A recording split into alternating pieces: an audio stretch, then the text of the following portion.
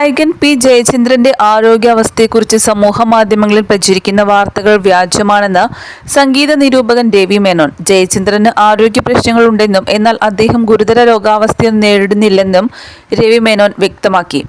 ഇപ്പോൾ പ്രചരിക്കുന്ന ചിത്രം ഗായകൻ മുടിവെട്ടിയ സമയത്ത് ഒരു ആരാധകനടുത്ത് പ്രചരിപ്പിച്ചതാണെന്നും ഫേസ്ബുക്കിൽ പങ്കുവച്ച കുറിപ്പിൽ രവി മേനോൻ വ്യക്തമാക്കുന്നുണ്ട്. അദ്ദേഹത്തിന്റെ കുറിപ്പ് ഇങ്ങനെയാണ്: ആരോഗ്യ പ്രശ്നങ്ങളുണ്ട്, ശരി തന്നെ. പ്രായത്തിന്റെ അസ്വസ്ഥതകളുമുണ്ട്. അതുകൊണ്ടൊരു വ്യക്തിയെ ഗുരുതര രോഗിയും ആസന്ന മരണനുമായി ചിത്രീകരിച്ചേ പറ്റൂ എന്ന് എന്താണ് ഇത്ര നിർബന്ധം? അതിൽ നിന്ന് എന്ത് ആത്മസംതൃപ്തിയാണ് ഇത്തരം വാർത്തകൾ പ്രചരിപ്പിക്കുന്നവർക്ക് ലഭിക്കുക? പുലർച്ചെ വിളിച്ചുണർത്തിയത് അമേരിക്കയിൽ നിന്നുള്ള ഫോൺ കോളാണ്.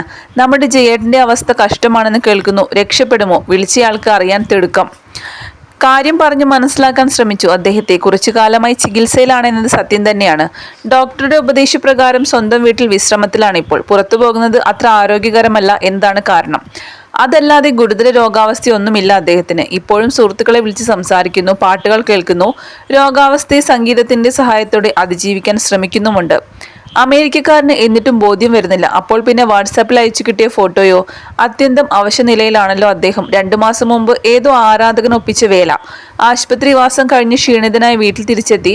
മുടി വെട്ടിയ ഉടൻ പ്രിയ ഗായകന്റെ രൂപം ഫോണിൽ പകർത്തുക മാത്രമല്ല, ഉടനടി സമൂഹ മാധ്യമങ്ങളിൽ പറത്തിവിടുകയും ചെയ്യുന്നു. ഇഷ്ടഗായകന്റെ കഷ്ടരൂപം ജനത്തെ കാണിച്ച് ഞെട്ടിക്കാമല്ലോ ഒരു യഥാർത്ഥ ആരാധകന്റെ ധർമ്മം. വിളിച്ചയാൾക്ക് തൃപ്തിയായോ എന്തോ? നിരവധി കോളുകൾ പിന്നാലെ വന്നു.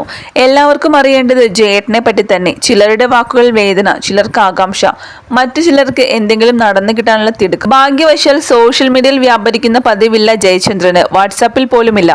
ഭാവഗായക സാന്നിധ്യം എന്തും ലാഘവത്തോടെ കാണുന്നതാണ് അദ്ദേഹത്തിന്റെ ശീലം. പുറത്തു നടക്കുന്ന പുകിൽ അറിഞ്ഞെങ്കിൽ അദ്ദേഹത്തിന്റെ പ്രതികരണം എന്തായിരിക്കുമെന്ന് എനിക്ക് ഊഹിക്കാനാകുമെന്ന് രവി മേനോൻ തന്റെ പോസ്റ്റിൽ പറയുന്നുണ്ട്.